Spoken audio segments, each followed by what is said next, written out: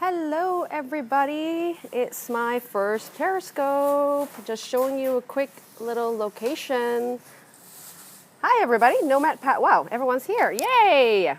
Just showing you a little where I am right now, which is at Hubud, and Hubud is, this doesn't do it any justice because it's such a great morning here and it looks super dark from this, and let me flip back to myself. How's it going? This is my official first Periscope. Thanks for the hearts. Hi, Beverly. I'm Lydia Lee from Screw the Cubicle, of course, and I am the freedom instigator and freedom business strategist for people, corporate prisoners that want to quit their jobs and start actually living their lives and being a lot more free with the way that they, have fun and explore the world. Hi, Beverly. How's it going? Where are you guys from? Can you guys type in the chat box what locations you guys are at? So this is my first Periscope. I hope that everything goes well, but as usual with technology. Hi, Jennifer from Seattle, Justin, Chicago. That's Brandon James, isn't it, from Chicago? Southern California, awesome. So all the good time zones that are right in the middle of the night. New Zealand, Indianapolis. Wow, we've got the United Nations here actually, which is awesome. Tim from Raleigh. Hi Tim. Tim's from my unconventionalist group, so I'm glad some of my members and awesome people that are the unconformists are here. Western Australia. Awesome. So I'm not sure if you guys know, but I'm actually, originally born in Malaysia and I grew up in Canada, in Vancouver. I don't know if there's any Vancouverites in the house. But I hadn't been home for about 2 years now. I've been living out in Bali September will be my 1-year anniversary, which is awesome. And I booked a flight home in May and I ended up canceling it because I already saw my family in Japan and I was like, a week with my family is more than enough for me. And Bali is such a special place. And I guess this is why I really want to start my first broadcast, really telling you guys kind of why I'm doing what I do, and of course why I'm such a big advocate for being a digital nomad, and really trying to let you guys know what life could be like, what are the practical things to think about in Bali, but also what are the benefits of possibly thinking of a place like Bali as a spot for you to live and work in comparison to where we may be from, like the first world, right? Where things are more expensive and, ideas are a little bit less flexible around there. So I'll talk a little bit about that in this broadcast. But what I wanted to start with doing today, so for the people that have joined me a little bit later before I introduce myself, again, I'm Lydia from Screw the Cubicle. I help people quit their jobs and move and start businesses that they can love and actually be running from their laptops. So the topic today is about how to live and work in Bali, and who are the people doing it, and what are some of the things that you can think about when you start looking into an opportunity down here. So I want to give you guys a little quick tour before I get into my little room and plug you guys in. Let me just change the camera here and show you what. So this is Hubud, which is a co-working community, and I'll talk a bit more about co-working later. But this is where I work. This is like basically 10-minute scooter ride from my place. Some of the ladies are starting off the cafe today. And this is the view, if you guys can see a little bit of the paddy field view of what I can do when I get my laptop out and start working from here. So it's quite a nice, awesome environment to meet people. It's early in the morning here, so people rarely wake up at 9 o'clock actually. So it's like 7 in the morning here, so I'm pretty much by myself at the co-working space. But I want to give you guys a quick little tour of what it looks like inside. So Hubud is a great other person in the office space today.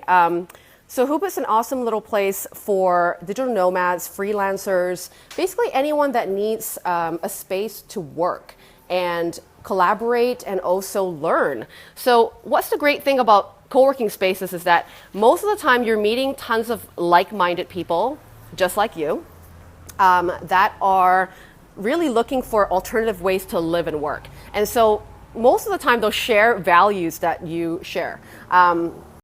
the nice thing about working here too is that the learning piece, right? So with Hubud in particularly, every week we have members skill shares. So that's an opportunity for people to share their skills, like share what they know and expertise of whether they learned it in the corporate world or whether or not they're just someone that's doing a business on that. You can actually learn from these people. So, you know, like there's copyright. I'm not a great copywriter. And so when they do like a skill share on copywriting, I am the first one there to learn how the hell to write without sounding sleazy. One second here. I'm just going to put you on this thingy-majig here that I've created. Oh, sorry. To get you guys to see me, I'm just there. How's that? Okay. So as I said, the skill shares are great with Hubud. It's an amazing place to share what you know. So you have an opportunity to share things that you're great at. So if you're like a fitness coach and you're like, you know what, I have this thing to say, I have this perspective to say about why people are eating unhealthily or whatever, right? Come here and tell people about it, you know, and it's a good practice. It's good practice for you to showcase your skills and, you know, get used to speaking in public and sharing your ideas, which is at the end of the day why we want to do the work that we do anyway, right? And then there's also things like think tanks, which is one of my favorites. So if you have an idea about a business, right, and you have been working on it for days, hours, years, whatever, and you're really the only person. Hi, Amanda. How's it going? That's Get Life at Sea Amanda. She coaches people to basically get jobs at sea. And so if you have an idea for a business and you're like, I'm so sick of talking to my friends about it, and I just need people to pick apart my idea and really, you know, deal with what I can do to launch this product. So they can help you. They can pick it apart, because when you're too deep into your business or in the launch of a new idea, it's hard for you to see the forest from the trees, to be like, is this a good idea? Where can I market this? You know, how can I break this down to things that people understand? Because, you know, sometimes what you think you know, other people need to get it a little bit more simpler, in a simpler aspect, so that you can sell it. So this is an opportunity, like a think tank, to bring your idea live, and tons of people from all different backgrounds pick it apart and help you out, help you get started on the next action plan of what you need to do to launch something. So that's another really cool thing about working at a place like Hubud, is that it's the community. And I think, you know, let me start a little bit of this broadcast telling you why people want to move to a place like Bali. So firstly, I had a question that just kind of went up. I forgot who it was that asked it, but they said, what about the political... Guys, I'm not sure what happened there with Periscope, but I hope that some of you are actually going to come back on. Of course, the first Periscope isn't the first one to pop your cherry if technology didn't fuck it up. Anyway, sorry, my little rant there. I hope you guys still came back on. Jesus. Damn it. Okay, are you guys back? I'm sorry about that. I don't know what happened. Yeah, internet. Well, we'll talk a little bit about internet in in the tropics a little bit later. So thank you, Amanda. I'm glad you reassured me that shit like that happens. I'm so sorry. Yeah, Periscope queeved totally. Shit. Anyway, hopefully I wasn't talking to myself for too long. I think I noticed the bar of the internet dropping just as I started talking about why people would come here. Hi, welcome back, everybody. Very sorry for the malfunction. Not totally my fault. I have no idea what happened. But of course, you know, we're back online, and you guys are still here. Turn on your location next time. Oh, I thought I did, Amanda. But hopefully it does say Bali here anyway. Thanks for joining me, VanMan64. Does that mean van, like an actual van, or Vancouver? Briff, I don't know who that is. I can't see that little thing yet. Anyway, so glad you guys are back, or the new people joining. I'm going to reintroduce myself. I'm Lydia from Screw the Cubicle. I help people quit their jobs and start location-independent businesses. And today's topic, I hope you didn't miss the little quick tour I did of Hubud, but I might do it again at the end in case people join me late to see where I'm working from and what a co-working space looks like here in Bali. So before Periscope cut me off and fucked up my jam, I was talking a little bit about how people are thinking. Why are people thinking about living and working in a place like Bali, being a digital nomad out of the conventional way of working? So I started doing a tour of Hubud, talking a little bit about community, about the power of collaboration with other people, because, you know, especially when it's your first business, or if it's your first you know, entrepreneurship venture, it can feel really scary. It can feel lonely. I mean, I remember starting my first business on the first 6 months. I was like, I miss that water cooler talk. You know, I miss that telling my colleagues things that I'm doing, and, you know, finding out what other people are doing as well, and feeling kind of lonely in the process. And so when I started traveling, when I did a sabbatical and started exploring Asia and kind of getting ideas of where I could live outside of my hometown, which is Vancouver,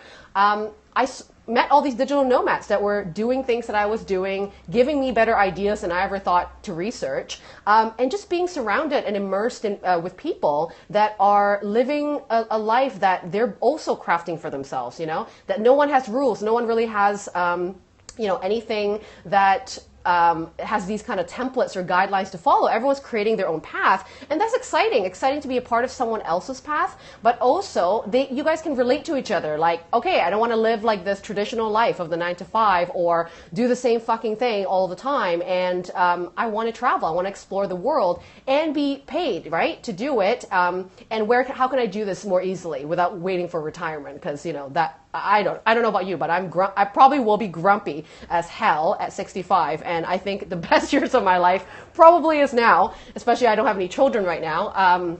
It's the best place to be. So let me go back to kind of why people are considering to work in a different place than the first world. So one of the biggest attractions of being able to come to a place like Bali is the cost, right? I don't know where you guys live, and I know we did the intro in the beginning of where you guys are at. So you're in the America. Yeah, 9 to 5 is a slow suicide. Whoever said that. So you guys are from like Australia, New York. There's people from London, in Canada, right? So there's cost to you know, that's associated with these people that, you know, with these places that we live. Oh, Mexico, that's a little bit cheaper than North America, but the cost of living is difficult. I remember when I lived in Canada, so I still have a house down there, right, which like totally cost me an arm and a leg. Vegas, even more expensive. You know, you couldn't buy a house that was, fellow Vancouver, right, Amanda? You couldn't buy a house that was less than like $500,000 that was decent and not like in the buck nowhere. So, you know, when you are saving up for your business or learning to work part-time while you build a business, every penny counts, right? Like, you can't, I mean, I think I was, you know, needing to spend at least like $3,000-4,000 a month just to afford my lifestyle there. And that's like not going out all the time. That's just like eating, basic necessities. Toronto, you know, you guys are a little bit cheaper than Vancouver, but still expensive, right? Because it's a city. And people need to make money to live there. And Vancouver, if you've never been, is an amazing place. I lived by the ocean, and, you know, it's amazing, but it cost me a lot of money. And then the other aspect is, again, you know, the community thing. No, I couldn't really relate to anyone in the daytime because all my friends were working in their corporate jobs. I didn't really have anywhere to hang out but Starbucks with a bunch of randoms that I didn't particularly excited me. So that's another reason why people would move to a place that would have more people doing independent work, right? Businesses, freelancers, digital nomads, as we call them, right? So Bali is definitely one place that I would absolutely love for you to come see because the cost of living and the quality of life is amazing. So if you're someone that loves good food, like healthy food, you know how expensive raw food is in the first world? Like, it's like a, you know, it's luxury to have a raw meal, right? Here is kind of part of daily life. I mean, the farmer's right there. He brings me my vegetables for $6 a week, fresh from the garden. I know there's no pesticides and whatever else that we get in the grocery stores these days. If Steph and Brandon are on this broadcast, they're clients of mine that are in health, they'll attest to all the shit you've been eating, buying at the grocery store. And of course is, you know, having the disposable income, right, to play, right? Actually make money, but then have enough money saved up to actually do things like what we usually want to do when we make money, like go travel, go explore, go learn a new hobby, go do all these things. And so I wrote a blog about 2.5 years ago when 2 years ago, because that's when I landed in Bali. And I wrote a blog that said how to live in a tropical paradise for less than $1,000 a month with all the fixings. And that blog totally blew up because people are like, $1,000, like that's just maybe my rent if I'm lucky, right? And so I broke it down of what I was paying, for things like my scooter, which is $50 a month, a co-working membership, right? 200, depending on the hours you want, anywhere between $25 all the way to $200 a month. And you get training, you get like access to workshops and skill shares and a place for you to bring your idea and people pick it apart. Like it's part of that membership to be in this space, right? And then a place to live, I was paying probably anywhere between $200 a month to as high as $600, depending on how luxurious I want. That nice pool, the full-time cleaner, I haven't done laundry in 2 years because it's so goddamn cheap to get people to do my house stuff because I'm giving money back to the locals. I'm spending more time doing shit I like this stuff, and not doing housework. Like I remembered I was probably dedicating most of my weekends after my job in Vancouver to clean my house and do errands and buy groceries and do whatever else that we do to make sure our lives are proper, right? I don't have to do any of that as much because I have, again, a little bit more disposable income to spend on things like a cleaner, a laundry person, someone that helps me cook my meals even. When I had interns living with me, I had a full-time cook that would cook my breakfast, my lunch, and my dinner. It was amazing. So I could actually do my work, right? So $1,000 a month is doable, absolutely doable. And that's like me getting my massages every week. Yeah, I have a bad back from an accident. So, massages range anywhere from $5 to $20 if you want to go really luxuriously. So I could treat myself, and that's another great thing of the lifestyle here. And like I said, the food is great. If you love yoga, I don't know if there's any good, health nuts here in the broadcast, but it is the place. It's the mecca for healthy living and spirituality. That's what Ubud particularly is known for, right? Besides Eat, Pray, Love that we all know about in Ubud. Yes, I am in Ubud, whoever asked that question. I don't know what's going on with Periscope, but it's not letting me see most of the comments, so I can see like portions of it, so I'm sorry for that. So cost of living, quality of life, and obviously, as I mentioned, community, right? So one of the things that attracted me to this particular location is the expats that come out here. People from all around the world, from Australia to the States to all over Europe. So many Europeans I've met, and some people from Latin America as well. A lot of them come down here, and people just love to share ideas here. And I think it's attracted a community of entrepreneurs, right? People that are self-starters, they're creatives, and they need a place that they're able to just not feel crazy for having another idea, right? Not feel crazy for just immersing themselves in something that no one else is doing. So this is the place for that. People that want to hear about your ideas, people that value the sharing and exchanges of ideas, which is such a draw for me because, as I mentioned, back in Vancouver, when I used to do my own work and work from home, awesome, didn't wear pants half the day, and I got to wake up when I want to wake up and do whatever I wanted to do for the day, but I did feel lonely. I did feel like, oh my God, this was so not what I signed up for. Like, I'm a social person, and I need to not be in my head the whole time. So being on the road and being able to travel and have a laptop to do my work and be with real people without being lonely was, to me, such a sweet spot in my career and in the way that I live and do my work. So let's talk a little bit about what are the types of people, what are they doing for work out here, right? So I'm not gonna, this broadcast is, as I said, dedicated to just telling you a little bit about the story, telling you about what life is like in Bali. So I won't focus too much on the technical of how to build a business. That'll be a next Periscope. So if you guys want to learn about how to build a mobile business or how to make your current business more mobile, let me know through the chat box, and then I'll give me some ideas of what I want to broadcast for the next Periscope. So just to give you a little bit of aspect of what people do for work around here, right? How do people make money? We ain't like sitting underneath a palm tree all the time, sipping on coconuts. This happens, but majority of the times people are here to do some things with their lives, and they're happy to do it because they're in work that they do enjoy. Not everybody, but that's the dream, right? That's what we strive to do as much as we can out here. So the types of jobs. So first of all, as I mentioned, entrepreneurs are attracted to this place. So basically any business that allows you to be mobile, like for me, I'm a coach, right? I was a consultant as well in the beginning. So anything that allowed me to do Skypes over the internet, to be able to talk to my clients still with an audio, I can record them, or a video. I can do that type of work from here, right? I can coach my clients by email from here, right? And there's other people that would leverage some of their kind of dollars for hours type of positions as well. So, for example, I have products that I sell that require me to do it one time, and I film it, I do a good job, and then I market it, right? So people can purchase my expertise without buying high-end products from me, which is my one-on-one time, which is obviously the most premium pricing, right, with working with me. But if you can't afford me, you might be able to afford a program and then maybe jump on a call with me, like a broadcast, and ask questions. But it's leveraging your expertise and packaging it in different ways that you like packaging, and selling it via the internet, right? Then you have more access to the global market. You're not, oh, you just totally fell from my homemade stand. Sorry. We've had 2 malfunctions now so far in Periscope. Anyway, hope that works now. And so, thanks for giving me the hearts for dropping my laptop, or sorry, my iPhone.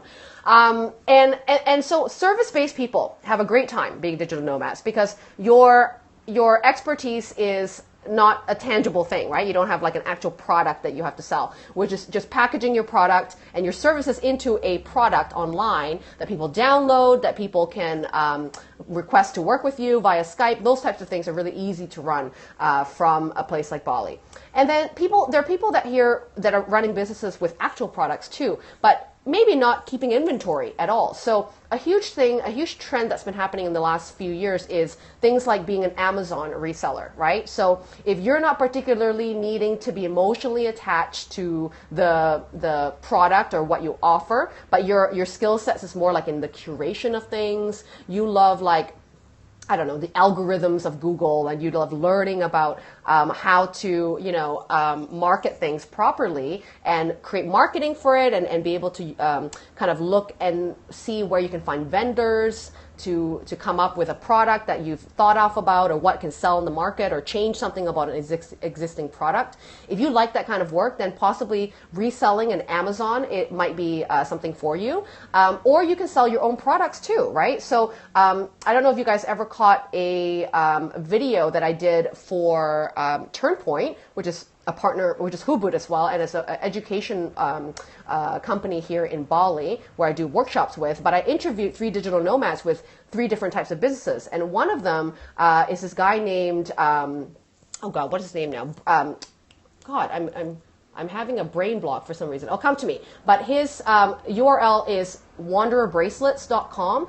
Ben. Okay, so Ben he used to be in retail, and he went around Bali and he started seeing all these amazing crafts and amazing people doing woodwork and carving bone, and he's like, this is amazing. And they're like, they don't even value this as much because it's such a craft here. Everyone just does it. And he ends up, partnering with a village, to give them jobs so that they stop going into the forest and deforesting the trees, because palm oil is a huge problem around here. And giving them jobs instead to work on this product that he's created, these bracelets for travelers through, crafting these bones. And so he sells his actual products, not through Amazon, but he has inventory. They're small enough, they're bracelets, and he ships them off to the States, and then he retails them at different retail shops that he's had partnership with. So majority of his time he's creating partnerships, while someone at the village that he works with here manages kind of the operations of making these bracelets. So if you have a creative bone in your body and you love making things, this might be also another idea for you. Start traveling and getting ideas and getting and partnering up with socially, sustainable people and companies or villages even, around the world, and being able to sell products online, right? And then, of course, at Hubud, we have, and in Bali, I've been meeting a lot of like tech guys, right? I'm not very tech myself, but lots of people that are like coders, they're programmers, they're web designers, project managers as well that would handle contractors. Any of those types of jobs, you're able to do it online, right? As long as you have a Wi-Fi connection, the world is your oyster. Right? So I kind of like the idea of not having actual products to be part of your business. That's just my personal, I don't know if you guys feel the same. Type in the chat box how you guys feel about products versus services. But I'm a service type of fan, right? It's just easy. You can create things on the fly. If I feel like, coming up with a service or a package, I can do that within the next day without thinking of like, oh my God, I have to create an actual thing. I have to prototype this, blah, blah, blah. It's so much easier to deal with service-based. So maybe start thinking, if you guys aren't in a business that allows you to do that, start thinking about things that you can offer, what you can help with, outcomes that you can provide for people that can be packaged in more of a service-based product, or a service-based one-on-one thing, right? So I would recommend you guys to kind of start, people, especially in service-based like me, who have intangible skills, right? People skills, communication skills. You don't make anything particularly. You're not like a web designer. You see your talent, your talents and kind of your beingness and your way of helping, let's say. Think about, how can you leverage your skills and create something that people can buy online and be either self-guided on it, or you can lead them through it on a one-on-one basis. Most people that are in the line of work like me, as a consultant or advisor or coach, or a practitioner of some sort, right, that does service-based businesses, usually you want to start off on a one-on-one basis, right? You want to start off knowing that you can do what you can do and you can deliver what you can promise, and gain the confidence to have your authority and position yourself as someone that solves that problem for people in this realm, right? So you can get really stuck on getting too general about what you do, but the only way to really start to focus on the key things that you solve in your business and what you really do as your business is to work with people one-on-one. That's really the only way to get like right in the middle, right deeply into the meat of the problem you solve, and use it as a beta, right? A lot of my clients that are in this call, they'll know that I always talk about beta testing. Test out your goddamn services before you charge people. No wonder you feel, like you have no courage, because you don't know for sure. Like in your heart, you feel you're good. You've been told you're good by your ex-boss or whatever before, but you've never done this on your own before. So like you need a little bit of proof, and that's okay to say that. I tested with about 8 clients for free when I first started Screw the Cubicle, not because I didn't know what I was doing, but I didn't know for sure. I knew I did it for myself, and a couple people I've helped for free, as a friendly gesture, but I never charged people at that time before. So in order for me to feel good about what I'm pricing myself, how I'm delivering my service, how can I amp it up a little bit with some values, right? Like, do I do it as a recording? How can I make this special for them? You're not going to know how to do these little different components of how you deliver until you work with someone for real, right? So start just testing out your help, just help people, and you'll start to discover how you're going to structure, your time that you'll have with clients. So that might be another broadcast I might do another time, is kind of how do you know that what you're selling or what you're going to promote or how you're going to make, how do you know your service-based business will actually make you money, right? So that might be another Periscope. If you guys are interested in that, especially if you're service-based, I can do a Periscope another day just about that, how to validate and beta test your idea before you go to launch and start to get tons of confidence before it. So back to, again, being a digital nomad. So as I said, you've got service-based people, coaches, advisors, consultants that can do work from out here. We've got people who are could be product-based, so Amazon resellers. They don't keep any inventory. They usually ship inventory to like a warehouse. I shouldn't, I'm not a huge expert in Amazon, but I have friends in there, and that's what they told me. They don't have to hold on to any products, and they ship it to the Amazon warehouse or somewhere, that they hold this stuff and they ship it off, and they hire people to do this. You outsource. And here's another thing about being a digital nomad is that most of the time you're packing light, right? You're traveling, especially if you're a traveler, you're packing light. You don't want to be exactly having tons of people working with you live, right? So outsourcing is another big thing. So people that I outsource a lot of things to interns, assistants, web designers that do the work for me, again, virtually, so that I can continue to run my business from my laptop, right? And people who are web designers, as I mentioned, that's the third category of people that, people that are in technology, can solve problems, web designers, programmers, coders, all these types of people, they can do their work. And sometimes I outsource my work to them, right? As long as you have an internet connection, if your business relies on an internet connection, there are so many tools out there that allows you to run this whole thing like a business. You don't ever need to be, I have never met most of my clients. There are 90% of them I've never met unless they come here to see me, which is awesome when that happens. But unless you're on my retreat or a workshop, I never get to meet you. But they do get to hear me like you're hearing me now. They get to see me on video on Skype. I record the sessions. People are fine with working with people like that these days. So all the more you should be jumping up on that, get on that train of knowing that the world is working towards this now. Now there's less reason to be stuck in an office, because before maybe people weren't as gung-ho to put their money and didn't trust the internet as much. What if this guy's a scam and blah, blah, blah. But, that's where the world is going. So as long as you can prove your credibility by having videos or marketing yourself as a real person, not just someone behind a website, people will start to trust you. Just like people who've known me for a few years, like they've seen my videos, now they get to see me on Periscope. They know I'm real, I show them where I'm at, I seem like a real person, and if they resonate, they'll want to work with me. No one's ever really even asked me about, show me all your credentials, and I could show them if they wanted, but honestly, in the 4 years I've been in business, no one's ever said, show me your certificates. No one cares, right? They care about what you can do. They look at your life as an example. If you are the walking evidence for the work that you do, that is the best credibility. And if you can help other people, you've showed credibility in helping other people, that's also another source of credibility, right? So, all right. So besides the one malfunction earlier on, I don't want to go ranty on way too long with Periscope, which I could do. So I just want to quickly, check in with you guys to see if you have any questions for me before I end the broadcast. And also let me know what you want to hear about. If you want to talk more about digital nomadry in Bali, how to live and work here. Oh, another thing I wanted to talk about is some practical things. In Bali, people ask me about visas all the time. Can you stay more than a month, right? So a lot of countries now, Indonesia gives the free 30-day tourist visa. So you don't have to buy anything and you just show up. If you're in these, I think they're 40 countries. So check in with the embassy of Indonesia.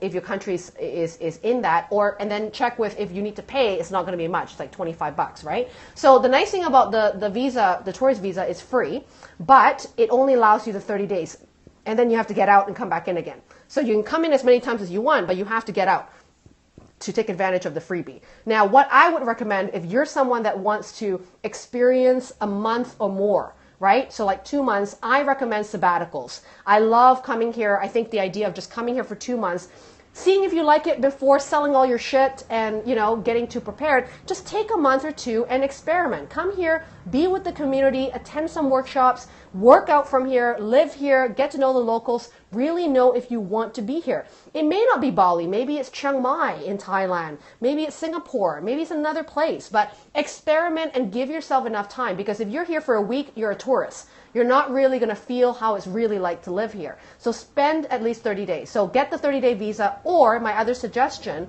is Bali has this social visa, which is basically, as long as you're not working physically here. So if you work from the internet, it's totally fine. You're not taking jobs from the locals here.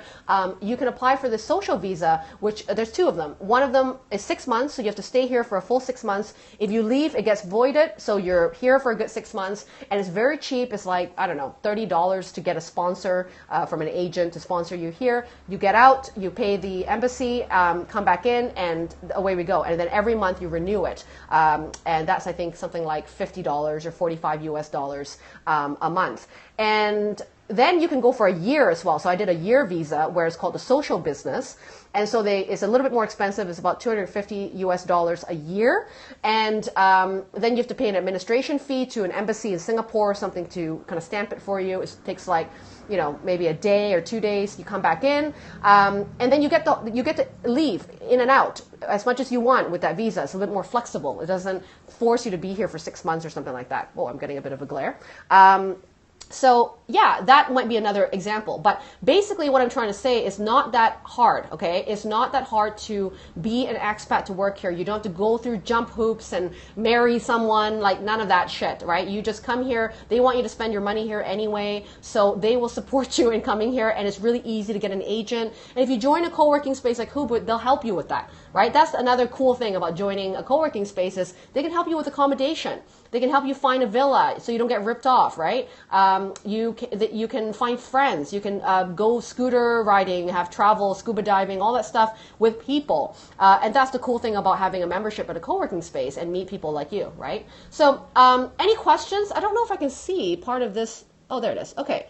I've got Jennifer Lewis just joined. Sorry, you're kind of in the end of the broadcast now, but this is recorded, so you guys can watch it again. Any questions for me about living and working in Bali or anything about me and my life and anything really about business even? So I'll spend the next kind of like few minutes if there's any questions. If not, we can end the broadcast. And I want to thank you guys for joining me because I was super, okay, how do we get around scooters only? Well, scooters my favorite choice because it's, my God, it gets through any traffic. And basically it's cheap, right? And scooters are fun. You can like bypass all the traffic. People go on curbs. It's amazing. So you never have to wait in line is basically what I'm saying. But you can have a car too.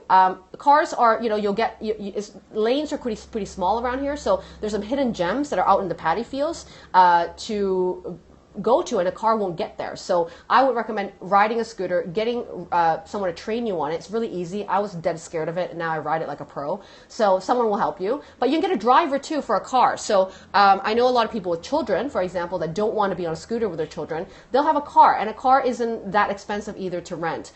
You can even have a driver that's dedicated full time and pay him maybe $150, $200 a month and drive you around and feel luxurious in that. Or have a part-time driver or drive yourself, right? I like the scooter, but that's the route that I would like to go. Okay. Saw that a few people had their drop calls. Goddamn Periscope, you need to get your shit together. But I hope that was beneficial for you. And thanks for joining me on my first Periscope. Thank you so much. Hi, Manishad. Nice to see you. So for people who kind of missed the first round of when I did a quick little tour of Hubud, I'll do that again very quickly and walk around because there's no one here yet that I can bug. So everyone doesn't wake up till around 9 around here, I swear. Thanks, Jennifer. Thanks, Beverly, Teresa.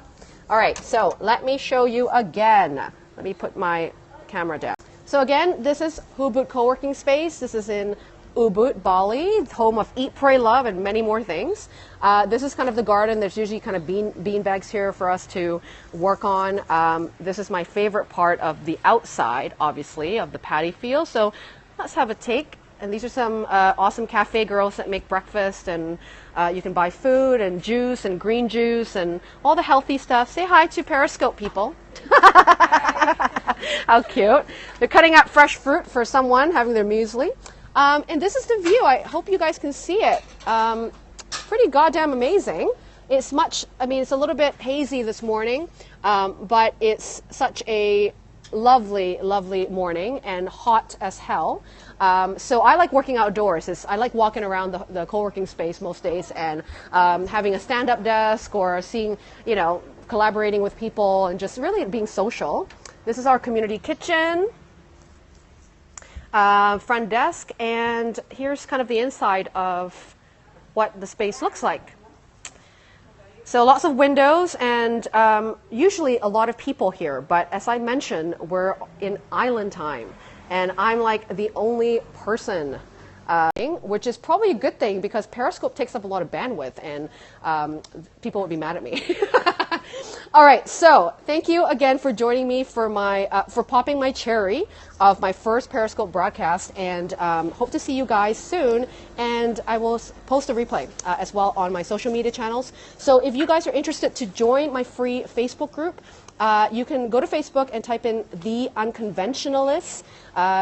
Unconventionalist is spelled unconventional, and then ALISTS is a word I made up. So you can join that free Facebook group and get to know people that are kind of out here doing things, as well as people who are still in jobs, still in transition. And I'm always there every single day helping out, and we have a lot of fun there, and there's a lot of laughter there. So it's a place for us to help each other out and collaborate with ideas as well, and also get courageous, right? Get people telling us that we are good enough to do what we want to do, and that's always an amazing thing to experience. And if you're interested in visiting my website, is www.screwthecubicle.com. It's on my profile as well. And if you guys, I talked a little bit about what business to start to be mobile. If you guys are interested to at least take inventory of what you guys are great at, you may want to take my free course that I have on my website, which is my opt-in.